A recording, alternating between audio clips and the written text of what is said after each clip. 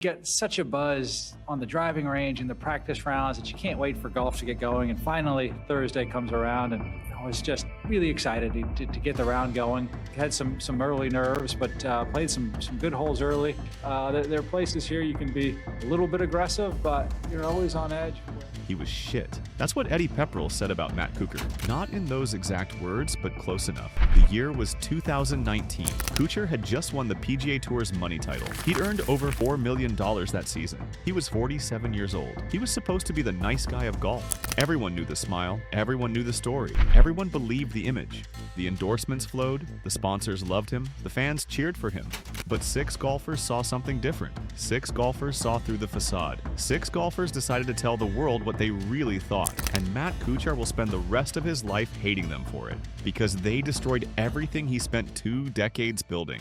How did golf's so-called nice guy end up despised by half the tour? That's the story nobody wants to talk about, but we're going to. For 20 years, Matt Kuchar was untouchable. He came out of Georgia Tech in the late 1990s with a permanent grin. He finished low amateur at the US Open. He was the golden boy of American golf. While Tiger Woods was icy and Vijay Singh was brooding, Kuchar offered something safer. He was corporate. He was friendly. He was harmless. His smile became his brand. It was worth millions. Skechers wanted him. Sponsors lined up. He finished in the top 10 over and over. Steady, reliable, no drama, no controversy. Just a guy who high-fived fans after bogeys and meant it. Endorsements followed. Money followed. Respect followed. His persona was the most valuable asset in his entire career. It opened doors. It created opportunities. It made him untouchable. But underneath that smile, there was something else. Kuchar was ruthless about money. He wasn't a prolific winner. Only 9 wins and over 500 starts. That's not a great strike rate for a guy with his talent. But he was an accumulator. He maximized every tournament, every appearance, every dollar. He was selfish about his process. That's what winners are.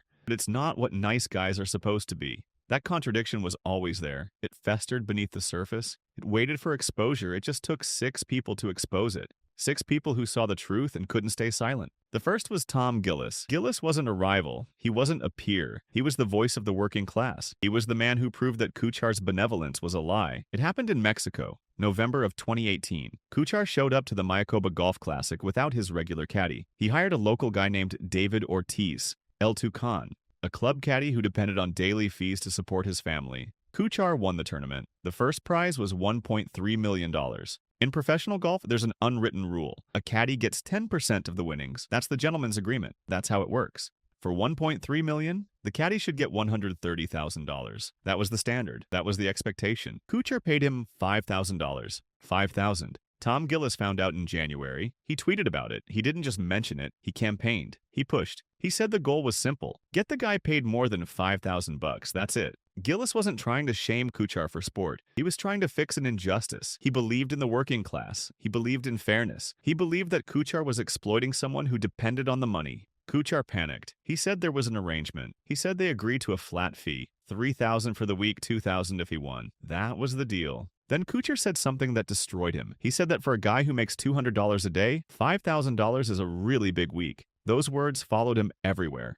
They still do. Gillis tore into him. He said Kuchar was a colonialist, a wealthy American dictating the value of a Mexican worker based on his poverty. Gillis said you pay your partners when they help you make $1 million plus. He was right. The story spread from golf Twitter to CNN to ESPN worldwide. Kuchar was forced to pay $50,000, still less than the standard, but enough to stop the bleeding. Gillis had done his job. He'd attached the word cheap to Matt Kuchar forever. Every financial decision Kuchar made after that was viewed through that lens. Gillis didn't beat him at golf, but he beat him at reputation. Gillis proved that the nice guy was willing to exploit a poor worker for profit, and that image never went away. The second was Sergio Garcia. If Gillis exposed Kuchar's greed, Garcia exposed his ruthlessness. The WGC match play in 2019. Austin Country Club, quarterfinal match. Garcia was trailing. He faced a putt from about 4 inches. In match play, that's a gimme. Everyone knows it. Garcia missed the putt. In frustration, he raked it back with his putter while it was moving.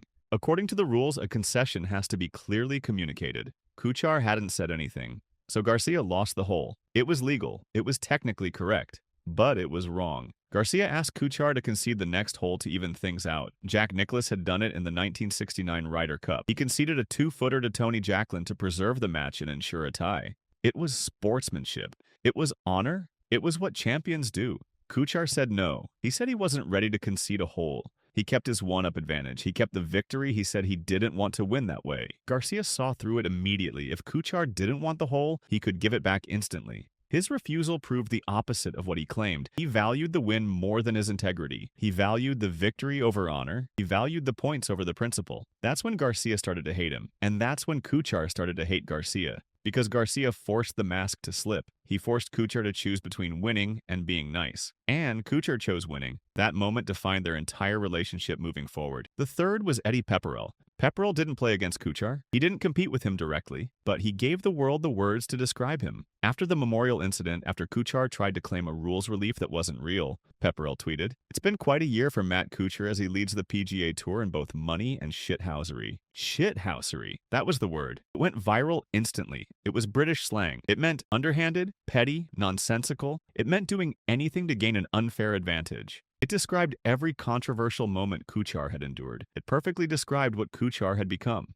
Pepperell didn't just criticize, he branded him. He gave everyone the vocabulary to mock him. He gave them the language to describe the real Kuchar. From that moment forward, whenever Kuchar made a controversial decision, people used that word, shithousery. It was devastating. Years later, in 2024, Pepperell wasn't done. He said something on his podcast that cut deeper than anything before. He said sometimes the mask slips. He said when it does, you see the true character underneath. That's what Pepperell was doing. He was deconstructing Kuchar for a global audience. He was saying the nice guy act was exactly that, an act. And people were starting to see through it. Kuchar hates Pepperell because Pepperell took away his ability to hide. He took away his plausible deniability. He made sure that everyone who heard the word shithousery thought of Matt Kuchar immediately. The fourth was Ricky Fowler. At the Memorial Tournament in 2019, Kuchar's ball landed in a pitch mark. He argued that his ball had created a new pitch mark within the old one. That entitled him to relief. That's the rule. But the replays showed his ball bounced and rolled in. It was clearly not his pitch mark. Kuchar knew it. He argued with the rules official anyway. He demanded a second opinion. That's unusual. That's rude. That's not what a nice guy does. Ricky Fowler was his playing partner. Watched the whole thing unfold with disbelief. After the round, Fowler walked into the media center and saw Kuchar. He shouted it loud enough for everyone to hear. Cheat. He was trying to cheat. Fowler said it was a joke.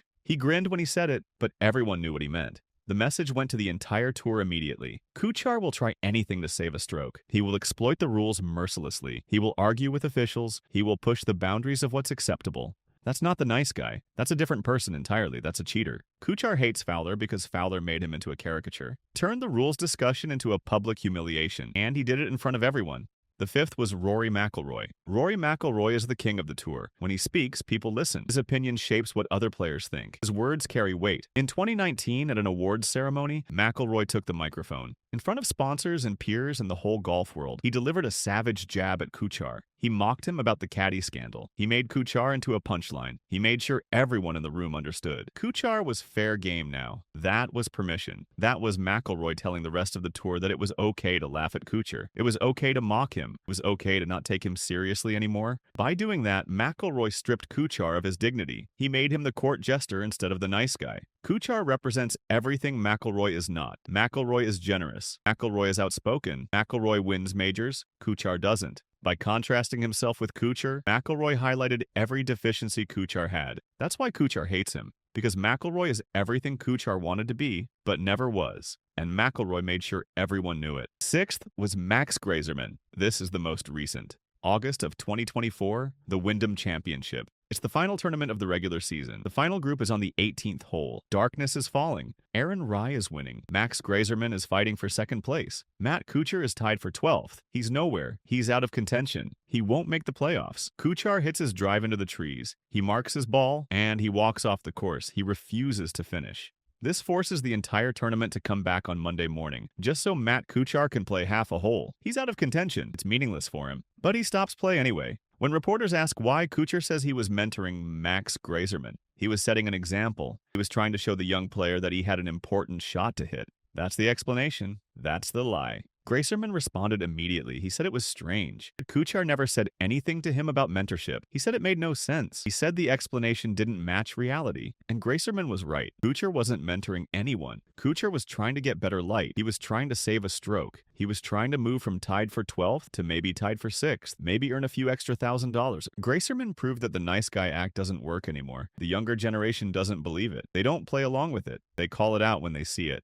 That's why Kuchar hates him, because Grayserman showed that Kuchar is obsolete. His tricks don't work. His explanations don't convince anyone. The world has moved on. These 6 golfers all exposed something different. Gillis exposed his greed and willingness to exploit the vulnerable. Garcia exposed his ruthlessness and lack of sportsmanship. Pepperell exposed his character flaws and hypocrisy. Fowler exposed his desperation and willingness to cheat. McIlroy exposed his lack of status and respect among peers. Grayserman exposed his delusion and inability to accept reality. Together, they dismantled the nice guy persona. They tore it apart piece by piece. They showed that everything was a calculated lie. They proved that the smile was just a weapon. But here's the thing. It didn't happen because they beat him at golf. It happened because they were truthful. Kuchar is still a Hall of Fame accumulator. He's 9th on the all-time money list. He's made nearly $60 million. He's won tournaments. He's been consistent, successful by every measurable standard. But he lost at the game that mattered most. He lost at reputation management. In December of 2025, Kuchar won the PNC Championship. He won it with his son Cameron. They shot 33 under par. It was a record. Kuchar spoke tearfully about his late father Peter. He talked about the joy of competing with his son. It was emotional. It was powerful. It was everything the nice guy was supposed to be. And it might have worked. It might have rewritten the narrative. It might have made people forget about the greed and the ruthlessness and the lies, except it didn't, because the world remembers. The 6 antagonists made sure of it. They wrote the history. They control the narrative now. Kuchar is 2 people now. He's the father on television, hugging his son after a record win. Emotional, successful, beloved, but he's also the pro that everyone watches like a hawk. The guy who might try anything to save a stroke. The guy who underpays his caddy. The guy who uses technicalities to win holes. The guy who walks off courses for selfish reasons. That version of Kuchar doesn't go away just because he won a family tournament. The 6 golfers proved something fundamental. They proved that you can be great at golf and terrible at being a person at the same time. You can make millions and be cheap. You can smile constantly and be ruthless underneath. You can play by the rules and violate the spirit of the game. You can talk about mentoring and be purely selfish. Kuchar spent 20 years building his reputation. It took 1 year to destroy it. 2018 to 2019, 1 year. And now, at 47 years old, he carries the weight of it. He carries the knowledge that 6 golfers saw through the act. They exposed it. They made sure everyone knew. The smile is still there. The nice guy image is still there. But now everyone knows exactly what it costs. Everyone knows what's underneath. Everyone knows the truth. The mask will never fit the same way again. Tom Gillis, Sergio Garcia, Eddie Pepperell, Ricky Fowler, Rory McIlroy, and Max Grayserman didn't just beat Matt Kuchar at golf. They beat him at the one game that defined his entire career. The game of being liked. The game of being trusted. The game of being the nice guy. They showed the world what he really was. They forced him to confront his own contradictions. And he'll spend the rest of his career knowing that. He'll carry that with him to the Champions Tour. He'll carry it into retirement. He'll carry it for the rest of his life. 6 golfers made sure of that. 6 golfers decided to tell the world what they saw. And Matt Kuchar will hate them for it every single day, knowing they were right.